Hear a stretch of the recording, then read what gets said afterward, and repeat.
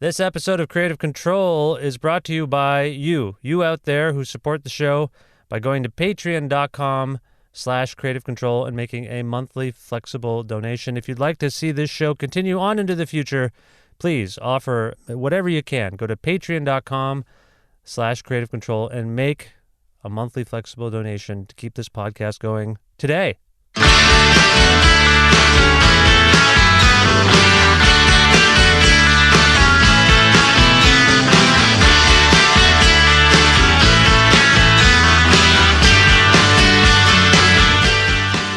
Young Guv is the alias for Ben Cook, a multi-instrumentalist, producer, songwriter, and singer originally from Toronto, Ontario. A member of both Fucked Up and No Warning, Cook leaves their punk and hardcore sounds behind for the decidedly damaged pop and genre hopping of Young Guv.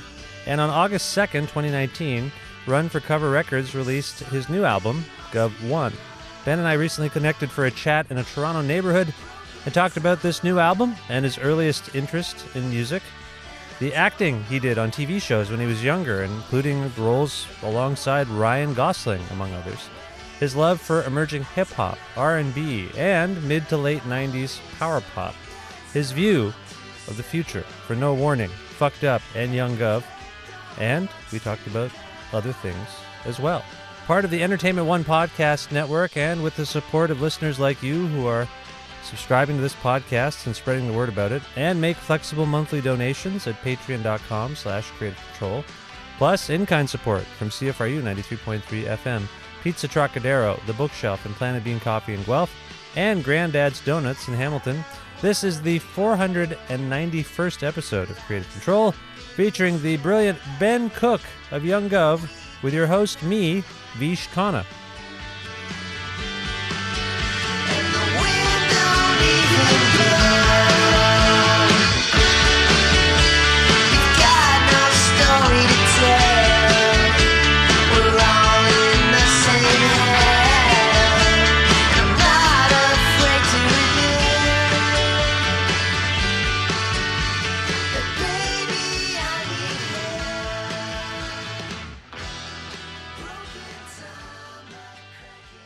Ben, thanks for making time.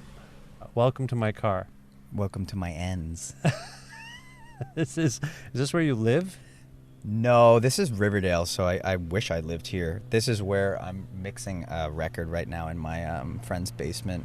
Okay. But I do live over on Broadview, like more in Little Chinatown, which I originally wanted to do the interview in, and we were going to overlook the 6. Yeah.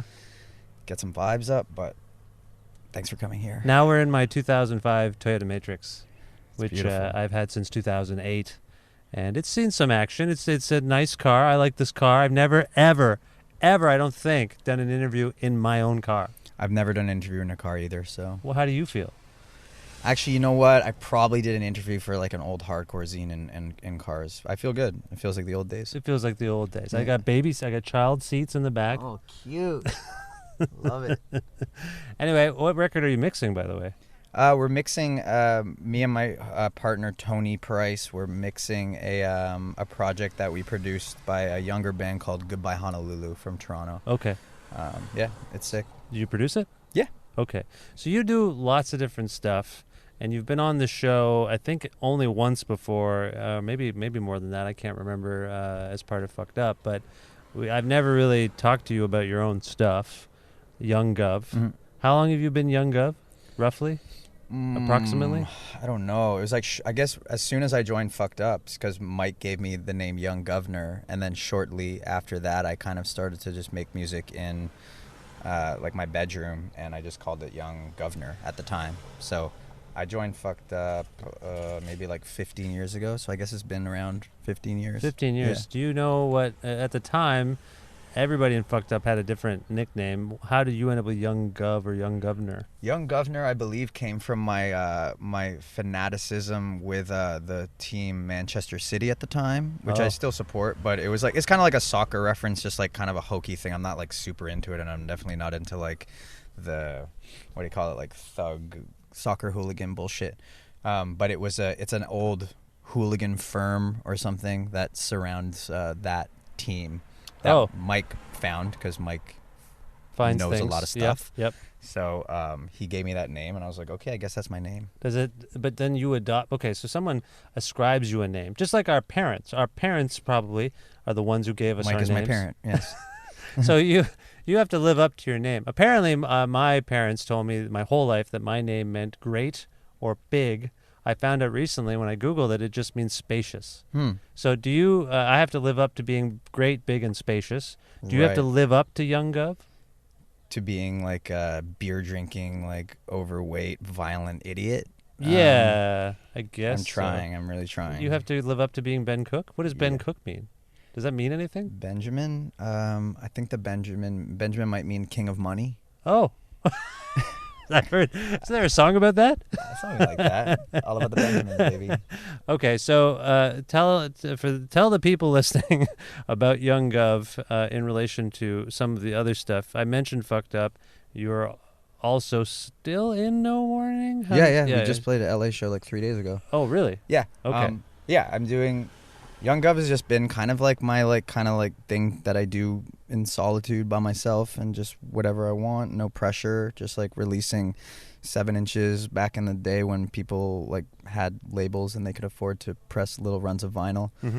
So it was just kind of like a fun thing for me to do back then, and I just never stopped doing it, and eventually it kind of turned into this kind of power poppy project. And I mean, it's a project that I really do whatever I want. It's always going to be like in this pop realm, and with this kind of like a big hit mentality pop.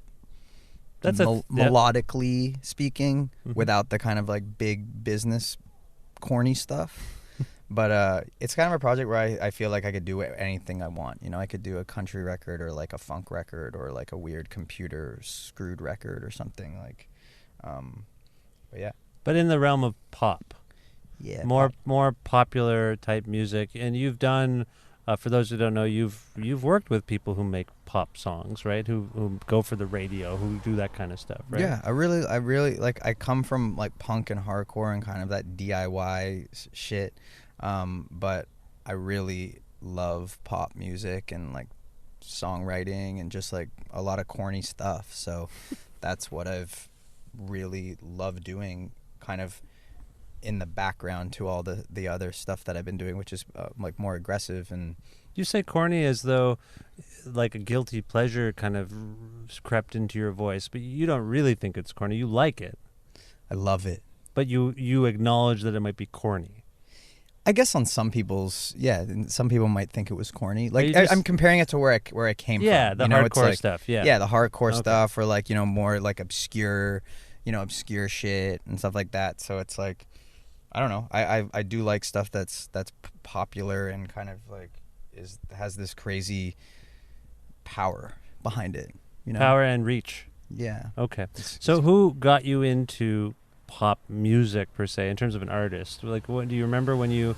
I don't actually know this. How did you get into music as young Ben Cook, not Young Guv, but young Ben Cook? How did you get into music? Because you have we've talked about this, I think, before. You have something of a theatrical background, right? You were a child actor, is that right? Yeah, I was on TV and I did some TV and movie stuff. I was in like Goosebumps and some other stuff like Road to Avonlea with Ryan Gosling. It was pretty fun, but I only really did that because I got kicked out of a canoe camp at the time. How do you get kicked out of a canoe camp?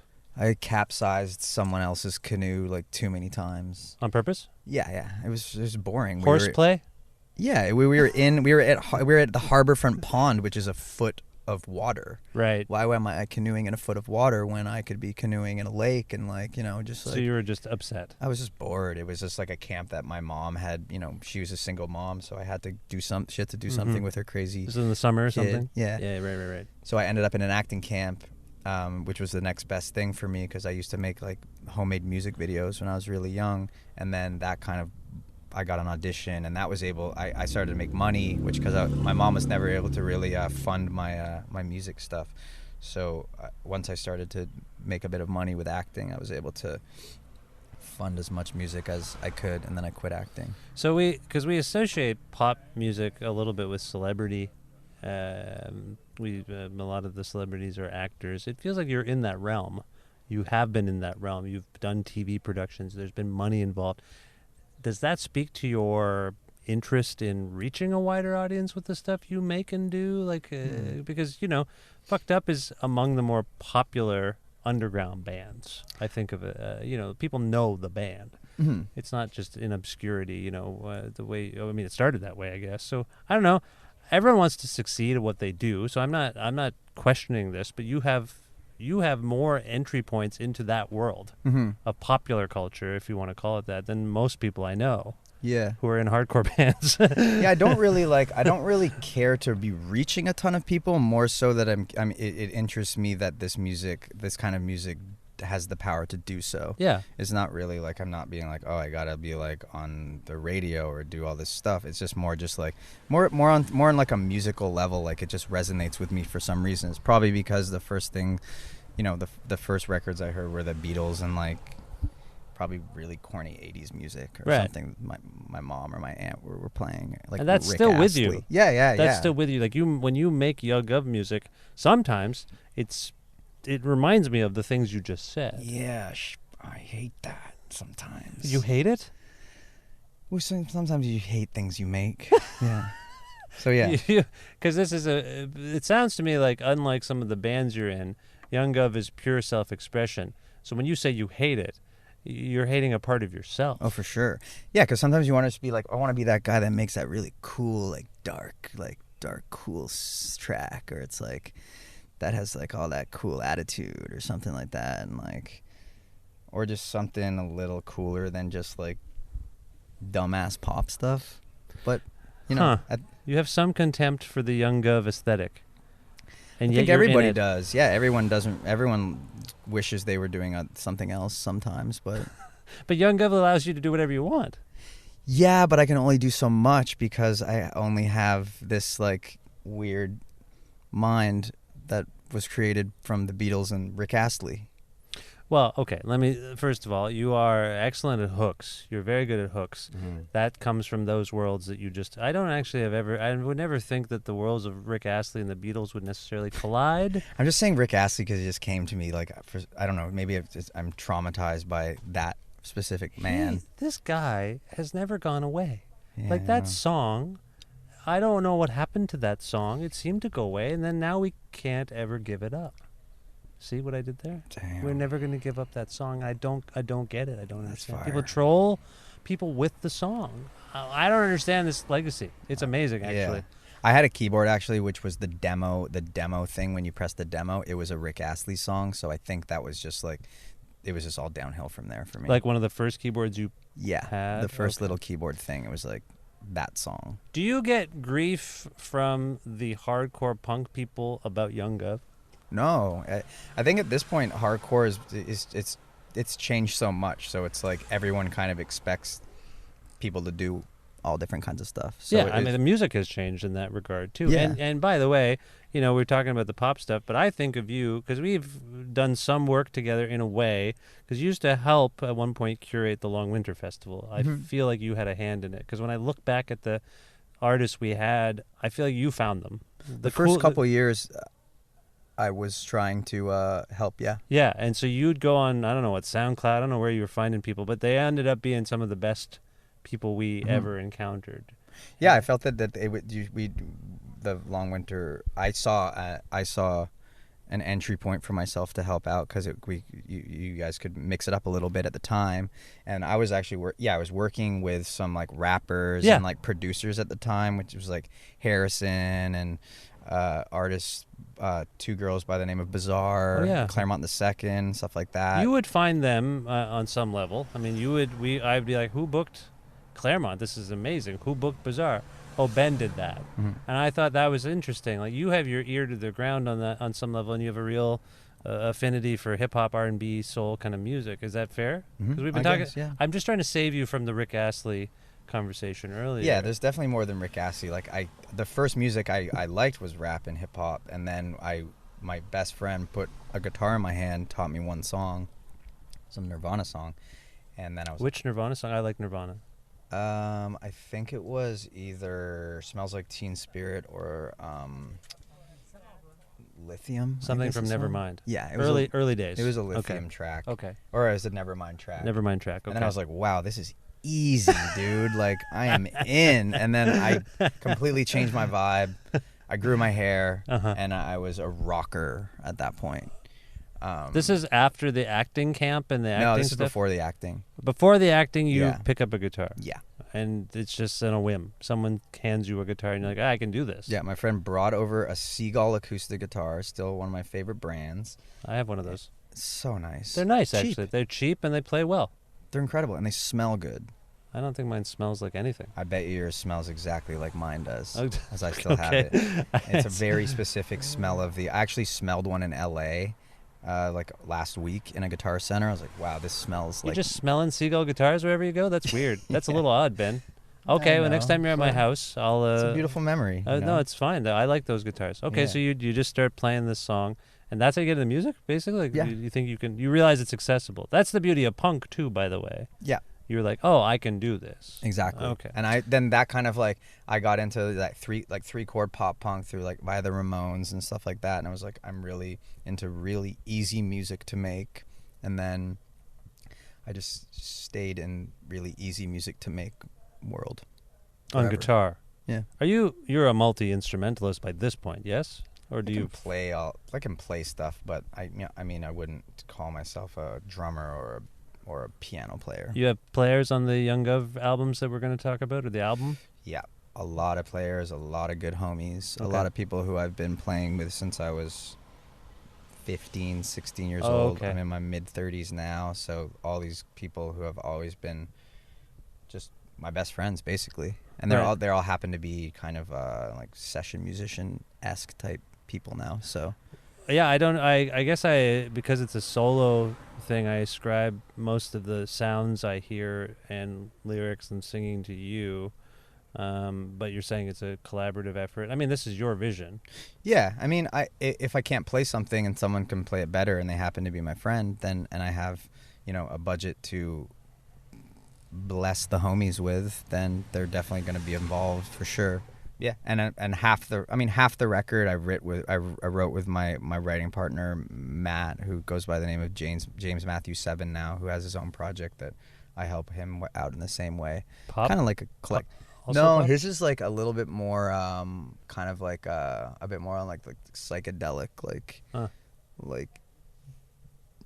private press, like psyche folk type stuff. It's really good. We just released a record where we're like singing together in perfect harmony the entire time. I got to ask you about this. So you mentioned the Seagull guitar, keeping it simple, but you're singing, which I first encountered really, or made note of it when you were in Fucked Up. One of the first times I would have seen Fucked Up, I was like, wow, like that guy's really, and I think you would sing with Sandy often too, right? Like you two would sing together, or maybe do call and response things sometimes. Yeah. At first, Sandy's warmed up to the mic definitely the last like 5 years. Yeah. Okay. Maybe that's what I'm. Okay. But you okay. I don't want to go on a tangent, but like singing. Tell me about coming into singing, because you're a very good singer, if I might say. Am I? I think so. It's very distinctive. You hitting the, what are they called, notes? Hitting the notes, I guess. You're hitting the notes, and you have a distinctive voice. And I was grooving. Oh, what the hell am I talking about? I'm in my car. I'm saying I'm grooving on stuff. Grooving in the Matrix, my friend. No, your new record and other Young Guv stuff I've heard, like your voice stands out. I mean, it's a good voice. Thanks. Where's that coming from? Where did you learn to sing? Just from doing it? Just honestly, when that friend of mine gave me that guitar, we immediately his dad was a pit musician for live theater. Oh, okay. So he had his own studio in the basement. So we just messed around in that studio from a very, very young age, and just like when we definitely weren't supposed to be down there. I was always really anti doing covers, so immediately we started writing songs, and it would just be me and him on drums, and me on the guitar, and we would just be like, I would just be singing. Okay. And I think that's how I learned to sing. Also from touring for so many years, maybe your vocals get a bit stronger. Yeah, but you hit, for being in sort of guttural punk bands, you hit high notes. Sometimes. You know. I like a good falsetto. Yeah, you're up there, and I find it fascinating on some level. It's good. It's not something that you would expect from someone in Fucked Up No Warning. That's I all. love Boys to Men. Like I came up really heavily into Boys to Men. I love that shit. Huh. And I love like 80s R&B and kind of all the like Jam and Lewis produced like Jackson family stuff. Yeah, Janet in particular, yeah. Yeah, like all that stuff. Alexander O'Neal, all the really like kind of sappy, like glamorous diamonds falling from the sky type, like Prince and stuff like that. Like that always really resonated with me. So like, and all those people are crazy singers.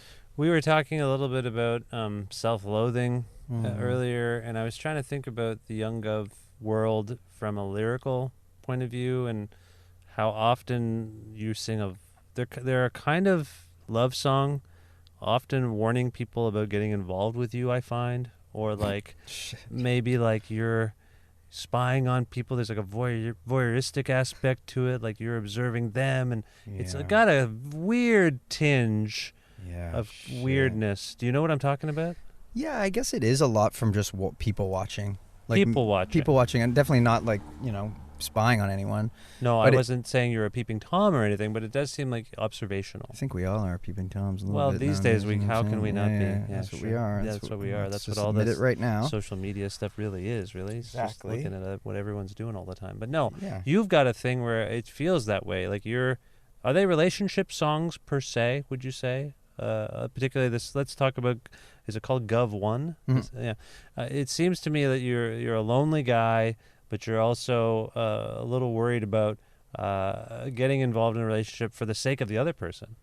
I would say that's accurate. Now, why is that? What does that say about you? What's going on? Oh, shit. Man, lyrics. You don't like talking about the lyrics? No. They seem very personal, and I don't want to pry. No, it's like, it's not prying, but it's really hard for me. Like, I don't feel like I'm articulate as it is. So when someone asks about a lyric, I automatically am like, oh man, if this feels so corny, I'm going to talk about my lyrics right now. No, but I okay, how about I put it this way? I look at lyrics, when I ask people about their lyrics, I see them as a real extension of themselves as people. I mean, that's something you said. It's a quote almost. So that's why I get into it a little bit. And there are moments on the record where it does seem like you're wary of bringing someone into the Ben Cook universe, and I just think that's fascinating. I think the lyrics definitely stem from a deep lonely feeling, and also just kind of watching. I'm always traveling, and I'm very often by myself. So just watching people and kind of imagining their stories is just, I don't know, that's just like a huge inspiration for me to continue to write songs. And it's kind of what I've always written songs from. The warning, I guess. Am I wrong about this? I don't mean to put too much of I think the line is something like, trust me, you don't want to touch me. Is that what the line is? No, actually, funny that you say that. That's a collaborative. I didn't write those lyrics. That song was written completely lyrically by my ex-girlfriend, who is my really good friend and collaborator. But it's a first-person sort of narrative that I associate with you. That's interesting. Yeah. Is it about you? Did she write that song about you? Okay, that song, it's called Patterns Prevail. It's the first song on the record, and it was actually, the lyrics came from a stream of conscious email that Aurora Shields, she's also an artist. She's a very talented singer and artist, and she has many cool songs. She sent me a massive email, and the way she constructs words, I'm so inspired by it every time I read or hear her speak. So I think we woke up one morning and I was working on an instrumental, and I had printed out that email because I thought it was so cool, and I just had it there, and I asked her, I was like, hey, can we like take some inspiration from this email? And then we kind of put together this song. So you know what? And it's called Patterns Prevail. I don't actually even know what it means. Okay, I just these sorts of themes. But I'm glad you got that from it. Do you, no, and I appreciate you saying that because they are open to interpretation. Do you see a thread between these songs on Gov One in terms of where your headspace was at the time of writing these songs? Because I don't know, it's rare to hear someone convey kind of heavy stuff like this, kind of introspective stuff like this, in such a jovial way. Like, I'm reminded of sort of 90s alt rock that I like, you know, when I hear these songs, and there's a little bit of birdsy guitar, and there's some, I don't know if this is offensive to you, but like I hear like Matthew Sweet. I hear like the power pop kind of people like that. Matthew Sweet. There you go. Yeah, so like maybe I don't know who else. I don't want to cite names, but there's that. My first show was the Killjoys in Hayden at Lee's Palace. There you go. Yeah. There's a Killjoys. I was 12. Okay, wow. At Lee's. How'd you get into that? It was a matinee. Oh, good for you. They did 2 shows. Is that why Fucked Up does those? Just to get. Sometimes you guys will do a matinee show, and I wonder if it's because you remember what it was like. Yeah, we all remember what it was like for sure. Yeah, we all were going to shows when we were super young, couldn't get in, getting snuck in the back door type So stuff. the can rock pop stuff that Love you were it. exposed to, like, are you a Sloan person? Love Sloan. Okay, I'm wearing a Tons shirt right now. Do you know that band Tons? I only know the name. I honestly don't know. It's Chris Murphy of Sloan, Matt Murphy of the Super Friends, and Mike O'Neill of the Inbreds. Super Friends. Oh man, that's a super group. It's an incredible. They made 1 record and a 7-inch. Is it good? Oh man, I have never I don't know heard if they're it. still kind of doing it because Matt moved away from the country and he's doing work somewhere else. So I don't know if they're still. Anyway, they were fantastic. I saw them a bunch. Really? Anyway, my point is, I'm a big. It's rare for me to talk to people who have an affinity for it the way I do, because that was very meaningful for me going to see those same bands a bunch. So that's you beyond the hardcore shows and the punk pre-hardcore, pre-punk. Yeah, I was glued to Much Music. Much East. Much East, Yeah. Much West, Yeah. The Wedge, Yeah. all that stuff. I was glued to it. I knew every single detail of every video. Yeah. I knew all the. I didn't learn Did you any tape of the stuff? songs. I have tapes. I taped everything. I did. I don't videotape it. have it anymore, but I definitely taped a lot of Yeah. stuff. And if I didn't, my homies were taping that stuff, and we were staying up much loud. All that stuff. Yeah. So yeah, that had a huge impact. Okay, so you feel like, maybe, I don't know if you feel this. It seems to me when I hear your records as Young Guv, your music, you are part of that trajectory, that tradition. That would be cool. Does that resonate with you? I think that's cool. It seems Yeah, that I might like be that. that might be the case. I would Okay. be proud to come from. I'm proud to come from that. Pop, Canadian, Yeah, I like weird it. alt pop, whatever it was. Maybe it's just some nostalgic shit inside me, but it makes me feel good. It makes me feel good to think about. I mean, I don't listen to that music like that often anymore. I don't really find myself listening to much music or many things at all anymore. Well, there is no real much music anymore. That was of a time and place, like when they would have the bands we mentioned. No, I meant I don't actually listen to a lot of music in general. Oh, you don't? Because No. you're making so much of your own? I guess. I don't know. It's just I listen to a lot of like radio or like NTS, like just like radio programs. Mm-hmm. And like I guess I do listen to a lot of music, but I actually don't know what I'm listening to half the time. Okay, I think I went on Which is kind of cool. It's fine. That's good. That's the way it should be. It's the way the internet kind of presents the music and the culture to us. We don't actually know where it is or where it came from, and we just I don't think I finished my thought about lyrical themes. Okay. A lyrical thread throughout the songs on, let's say, Gov 1. And I say Gov 1 in such a tone because I know there is a Gov 2. Yeah. This was part of the announcement of Gov 1, is that Gov 2 would be coming. And I don't know how much we can say about Gov 2 at this point. I think we can say, I don't know. I don't want to. Well, I don't want to spoil any really surprises. care about any rules here. There's 2 records. I made a double album. I gave it to a label, and it was too long. Uh-huh. And it's not fucked up, so we're not putting out a 17-song or 22-song record. So it's like, why don't we do it in 2 parts? I said, okay, cool. That's how you want to do it. That was their idea. I'm down. Yeah, it wasn't. It's not like it was a. Yeah, that was. It was. Are they related? I mean, you made them as one unit. I made it as one unit. I changed a couple things, but it's not like it's not like a concept record where there's a story like start to finish. I can move things around and stuff, and I'm down to, if someone has an idea and they're that into, putting a record out and like wanting to make some effort and like have cool ideas, I'm totally down to like to do that. Okay, well, I want to ask two things then, and I don't want to forget to ask about the distinction between the two. It sounds like you're saying there isn't much. It was a batch of material and they split it up. But I actually hear things between the two, if I might, and I'll ask about that in a moment. But overall, what are you conveying, would you say, on these songs? We've talked about the observational loneliness, I guess. Like the weird thing of being among people and watching people but feeling alienated is odd to me. Like you're kind of like not part of what you're seeing, even though you're a person. Yeah. What's going on there? Just feeling a little left out at times. I don't know. I'm definitely not trying to weep to anyone. But are they relationship love songs, or are they just general my lot in life, I can't figure it out?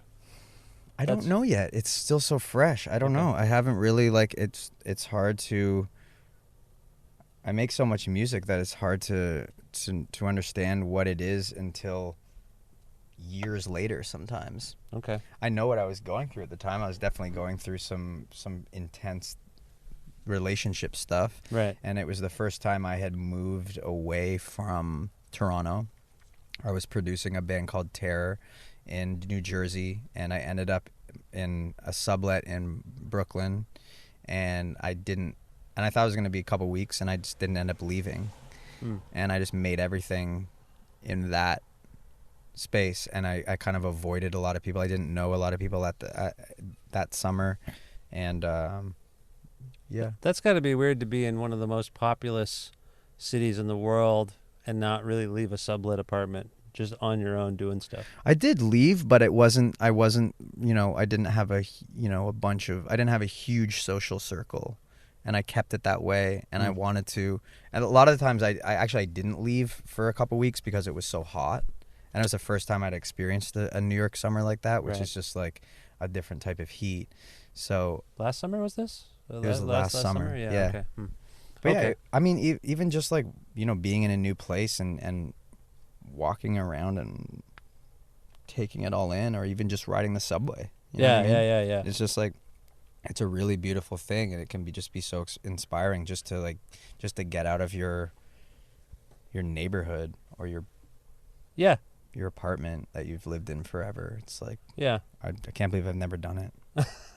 Okay, so I'm trying to get it. So that's kind of a time and place thing, but in terms of the content, you're still processing it, basically. In terms of like what you were conveying, I think you've pretty much nailed it. But in order for me to be able to articulate it properly, I'm gonna need to think about it more, and I definitely need to process it more. Okay. But I think it's like they are at the core very simple little love songs that hopefully people can relate to, because they're simple little love songs. Yeah, we tend to relate to love songs. Is there any... I asked earlier if like the post-hardcore punk people ever give you grief about Young Guv, and you're like, no one cares about that anymore. But what about this notion of writing albums of love songs in this day and age with everything that's going on in the world?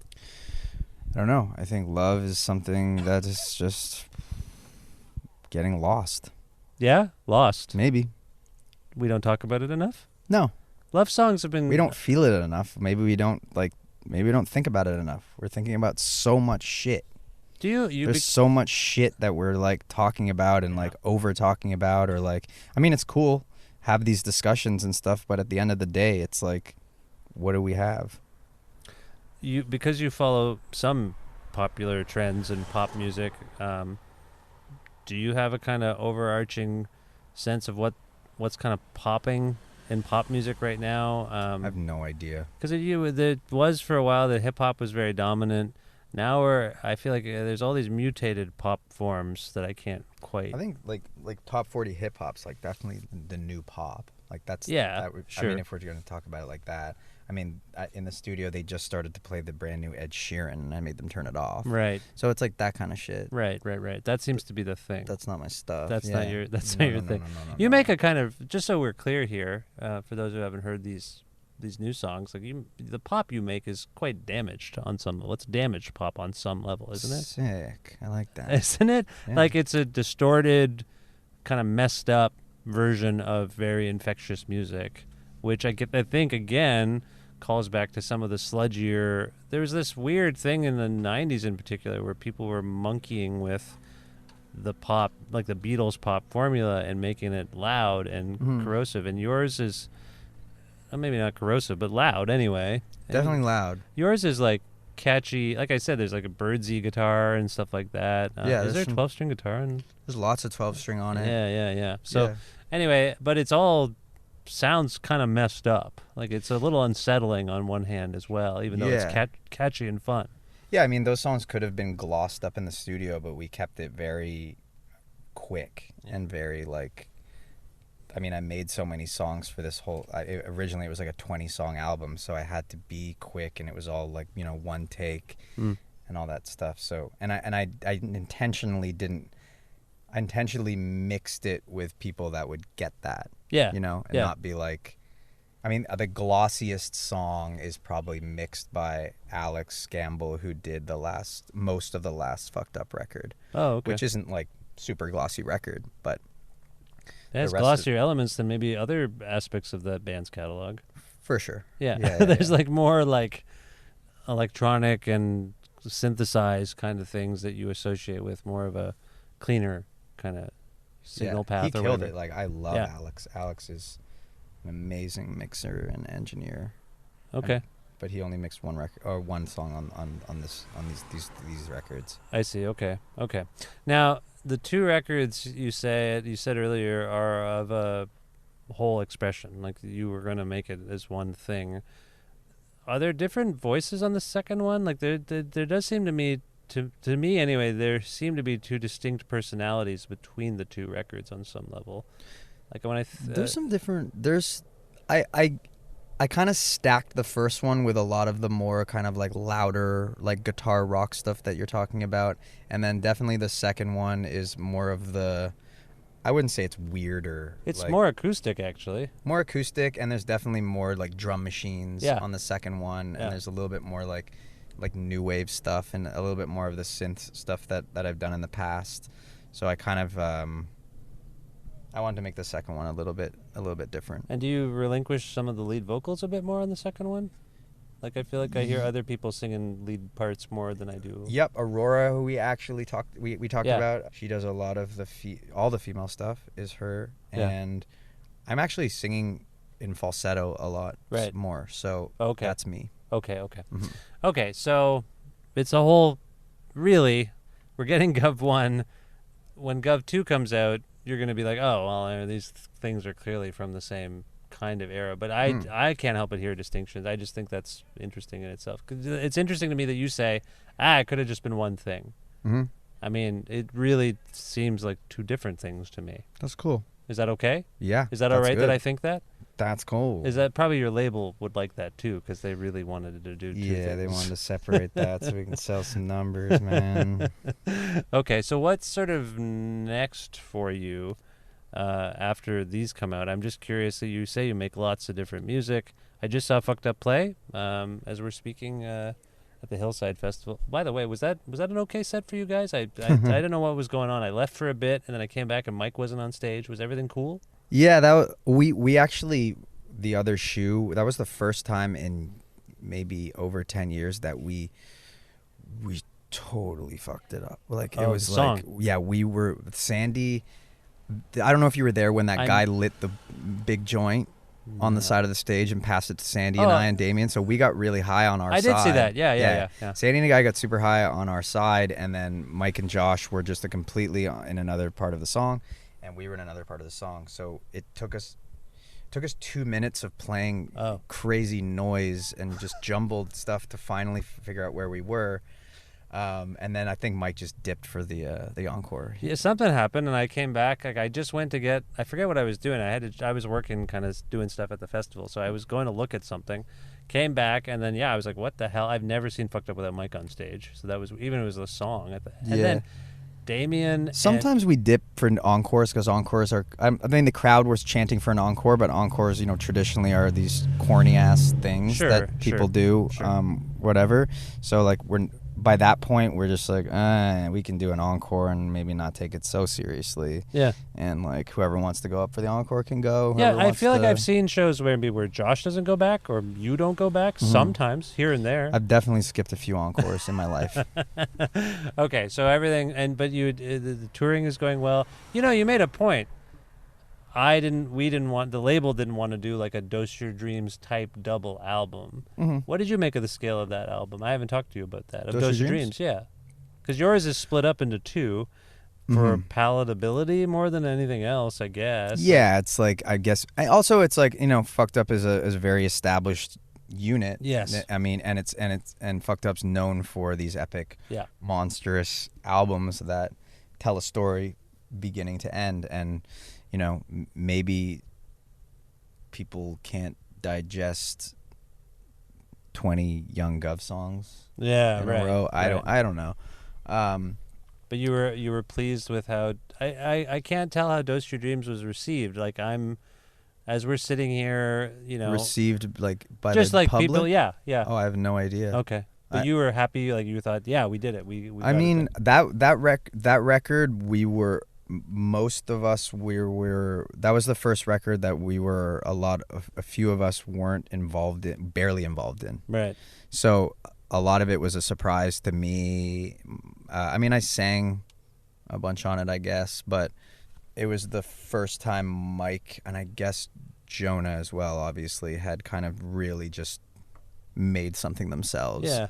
So with a lot of drum machines and synthesized things. Yeah, which is cool. They had to do what they had to do Yeah. to make a next Fucked Up record. I'm sure it's it's a pretty crazy thing to get involved in. I've done it a lot.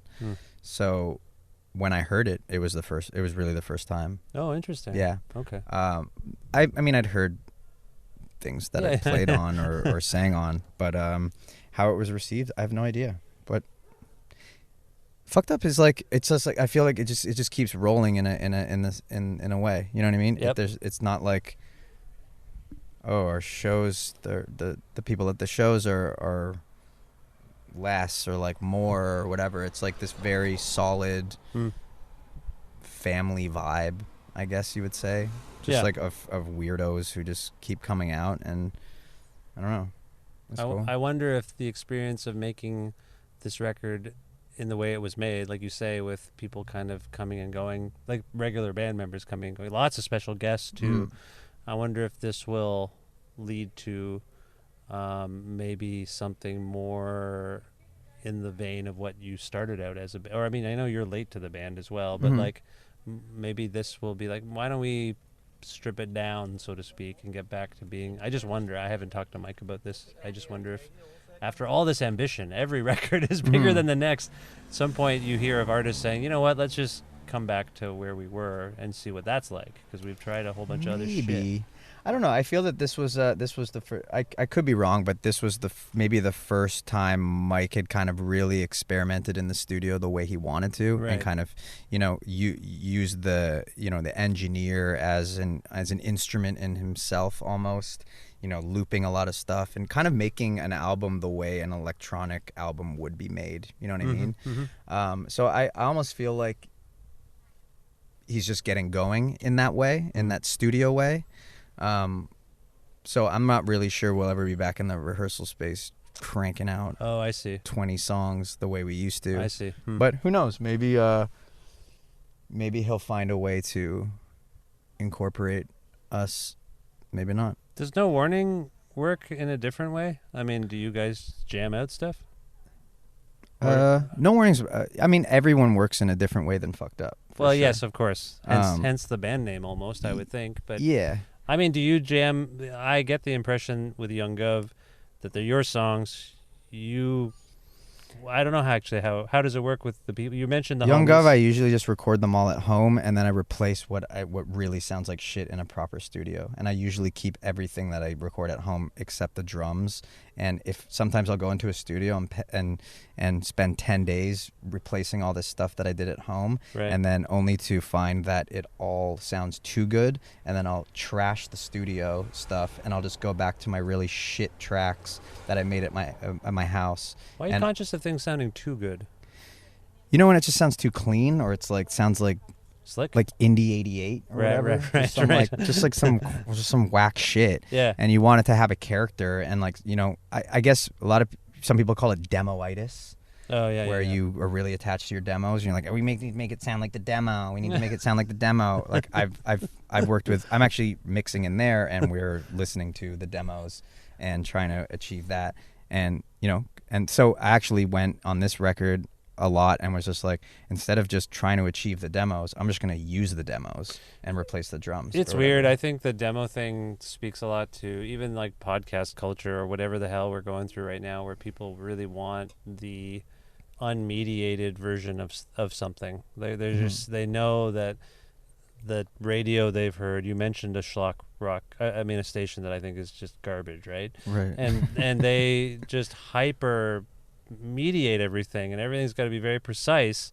And I think the reason that things like I'll say podcasts or whatever else, like people want to feel like they're having an intimate relationship with something that's happening in the moment. And as a musician, I've been the same. I'm like, man, the demo, when we were instinctually doing something and didn't even know what it was, that feels more sincere and real to me than when we tried to make it better in the studio. Man. So maybe it's demoitis, but I think it's just like, I don't know. I think we have a thing where we don't trust ourselves.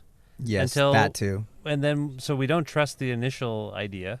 And then when we try to refine it, we're like, you know what? The initial idea was fine. Like the way we started was fine. I don't know why we spent all this time and money. You have to take a plane around the world only to discover the demo is fine. Exactly. Right. I don't know how we went off on this tangent, but you're Me saying, neither. Damn. You're saying, you were talking about Young Guv. So basically, I record it. You write everything, and you get people to play on it, but it's still got to sound close to your original. Yeah, I'll usually just replace like maybe the drums and the bass, or maybe just the drums. Right. And for this record in particular, just left it all kind of greasy. Okay. I don't know. I apologize if I'm a little all over the place. It's hot in this car. Yeah, it's getting a little late. I'm getting sweaty. It's a beautiful night. It's nice. It's very nice to be here in my car with you. Thank you. Craning my neck at you in kind of an awkward crook. I'm going to have a sore. I can already tell. No, I think I said at some point, what's next? And then we went down this whole other rabbit hole. So you make these two records. What's next for you? Whether it's Fucked Up, No Warning, Young Guv, what's going on? Do you have a plan? It's just a little bit of everything, I guess. But the thing I'm looking forward to the most is like I've had the Young Guv project for 15 years, and I've been releasing all these records, but I'd never toured, and I've never played. I've played a few shows here and there, like in Toronto locally, but Guelph, you did a Guelph show once. I think it was with Young Guv. Was it I Young think that Guv? was Yacht Club. Oh, it was Yacht Club. Yeah, Sorry, yeah. I forgot about that band. That was Yacht What happened Club. to Yacht Club? We just stopped. Okay. Yeah. Those were your songs, weren't they? Got bored. Yeah. Yeah. There was a kind of like a synthy project that I was doing with Matt, who I'm still making music with, and who I've been making music with since we were really, really young. Right. But Sorry. Okay. I'm just really, I just got off the first U.S. tour for Young Guv that ended, 4 or 5 days ago. Uh-huh. And so I'm just looking forward to doing more. That was the first time, I don't know, I felt very comfortable. No Warning is No Warning. It's a crazy show. Everyone's killing each other. Yeah. It's not necessarily energy that I always want to feel. Mm-hmm. So like that's why we only play a little, randomly. Mm-hmm. But being on stage with Young Guv and finally be able to play these songs after kind of trying to figure it out in my mind for so long, it was a really, really, it was a summer of a lifetime for me. Oh, and nice. I'm like an older person now. And it was the first time where I went on a tour and I was like, man, I love this. So who's I don't know if it's too late. No, but it it's was fine. cool that I felt that. Who's in the band? Ryan and Matt from No Warning. I have Tony Price, who co-produced the whole record with me, Okay. and I do a lot of stuff with him. This person named Ben Wessels is on drums, who sings for a band called Witch Trial, Okay. who are very heavy, like heavy metal, like Slayer type stuff. Who am I forgetting? Oh, that's it. Yeah, Is that 5 people, including you? No. yeah, five of us. That's a big band. Yeah, it's a big band. And we all wore suits, and we all just like we were on kind of like a hardcore like punk tour, but and we all were like, okay, let's wear suits for an entire month and just like do something a little different here and feel like freaks. Okay. It was great. That sounds good. You sound happy. You sound fulfilled. Yeah, it was fulfilling. Okay. Yeah, I'm not gonna lie. It was vibes. So your answer is the focus for you is trying to figure out touring. Yeah, a little bit more tours with that band, and obviously Fucked Up are still, on Dose Your Dreams shows, so we'll be doing a bunch of stuff. That's coming up with that. Still happening. Okay. I feel that No Warning stuff is winding down a little bit. Like we've milked that vehicle as much as we can, I guess. Really? Like, I don't know. Like I still enjoy it, but it's like I get bored. So I'm stoked to be doing. I'm blessed to have another thing that is cool. When was the last No Warning record? I don't know. 3 years ago. Yeah, not that long ago. Yeah. But you're feeling like I don't know, just ready to continue the flow of the flow. The flow is real. You have two Young Guv. Technically, you have two Young Guv albums done. Do you have more recordings ready for something? No. Okay, you got that out of your system, and now you're touring that. Yeah, I'll probably chill at some point and make a bunch more. Okay, so the first one comes out when? Officially August 2nd, and then the second one is sometime in October. I forget. I think it's November. Oh, cool. Damn, that long. So that's it. People will hear the first one. The second one, as we said, is complimentary, if not a part of the thing. Hell yeah. Okay, cool. Where can people go to learn more about Young Guv? I guess my Instagram's the only really place that's Young Guv, at Young Guv. Don't you got a Twitter? Yeah, but I hate Twitter. I'm really not good at it. Okay, so you're on the... I only just retweet stuff and delete it. I tweet randomly and delete the tweets. Yeah, I'm of the same mind. I'm a tweet deleter. I'm losing my Twitter. I don't know if I ever had it. I don't know how people... I see people who's so good at Twitter. I have no confidence on Twitter. But Instagram, you're fine. Instagram's just a complete joke, so I don't even care. Yeah, I'm fine. So what is it, Young Guv? Young Guv. Young Guv. Young Guv on Twitter. And you got like a website for your music and stuff? Yeah, but who the hell goes to websites? People go to YoungGuv.com. Okay. Yeah. And you get like a Bandcamp and all that stuff? Yep, there's a Bandcamp somewhere. But don't you want people to like hear and buy your music? Yeah, but I figured that they would just search it on their Spotify's or whatever it's called. That's probably what they'll do, yeah. That's cool. True. Okay. It's available there. If we could go out on a song by Young Guv, if you were to pick one from Guv 1, what would you pick? Why don't we do Patterns Prevail, because we were talking about that. It's the first song on the album. That's the first song on the By album. the way, is it a little bit of a movie dialogue sample? What is that it's thing? John Lovett's from Happiness. I don't know why I left that in, but that starts the record. Okay, and what's he saying? He's like, checked out of society. It seems very to set the tone for you and the record. I think it says something like, I've just checked out of... I don't take reservations. I don't do reservation thing. I just checked out of society. I don't do reservation things anymore. Right. Do you relate to that? No, I make reservations. I like food. Do you have any reservations about our conversation? No, it's been great. It seems like Thanks for coming directly to my doorstep I did. and doing it on the street. Mobile unit. Okay, this is Patterns Prevail by Young Guv from the album Guv 1. Ben, thank you for your time and being on the show. And like I said, best of luck with everything going forward. Thank you so much. Have a reservation? Well, I just dropped out of society. I kind of live moment to moment. I really don't do reservation things anymore. Trust me, you don't want to touch me. You lie and say you love me. I wanted to be the new life in your life. Trust me, you don't want to love me. I tried my best to tread lightly. I never wanted to ruin your fantasy. There's a secret running